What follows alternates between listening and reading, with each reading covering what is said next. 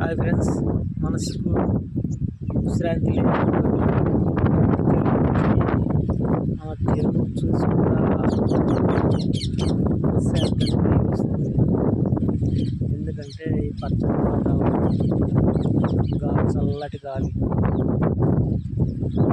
పొలం చూస్తుంది. దోమ పురుగు ఉందా లేదా అని చూశాను. మనశ్శాంతి ఉంది.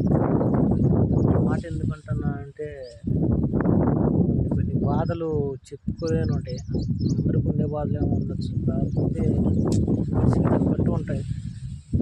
ఆ బాధలు కొద్దిగా రిలీఫ్ ఇవ్వడానికి ఒక 2-3 రోజుల నుంచి ఇట్లా చేపు చూసినట్టు ఉంటుంది. ఇప్పుడు ఈ మధ్య పందులు కూడా వస్తున్నాయి. ఆ పందులు కూడా కావలి వచ్చినట్టు అనేసి నైట్ ఉదయం వస్తున్నాయి.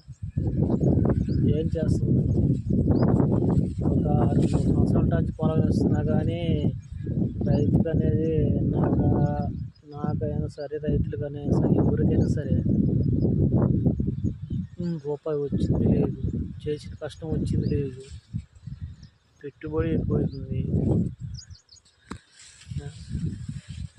తెచ్చిన కాడ తీర్చలేకపోతున్నాం. 2 సంవత్సరాలు అవుతుంది బ్యాంకులో గోల్డ్ పెట్టేసి. ఇంతవరకు తెచ్చారు కానీ వడ్డీ కడుతున్నా. ఒక సంవత్సరం 30,000 తెచ్చా, ఒక సంవత్సరం 60,000 తెచ్చా.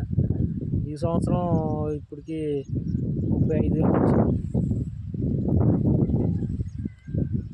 చెప్పలేం, అట్లా ఉంది బాధ. సింపుల్ చెబుతున్నా. ఆల్రెడీ అంతకంటే ముందు పెట్టినవి ఉన్నాయి 3 సంవత్సరాల నుంచి. కాకపోతే నేను చెప్పేది మొత్తం కూడా చిన్న చిన్న వస్తువుల గురించి. పెద్ద వస్తువులు అంతే ఉన్నాయి. ఎంత లోనులో తెచ్చిపెట్టినా కానీ తర్వాత ఏం తెరవని తప్పదా. ఈ పంట చేయలేం, పండట్లేదు. ఈ సంవత్సరం పత్తి వేసిన ఈ రేట్లు ఎట్లా ఉంటాయో తెలియట్లా.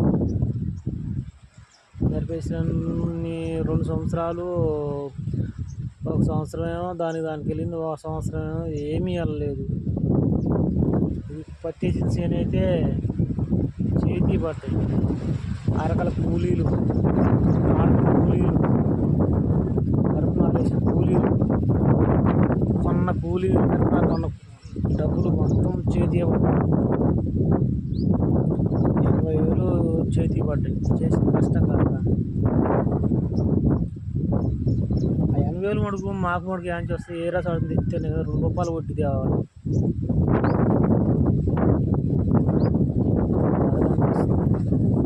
చిన్న చిన్నగా చెప్పేది కూడా ఎందుకు అంటే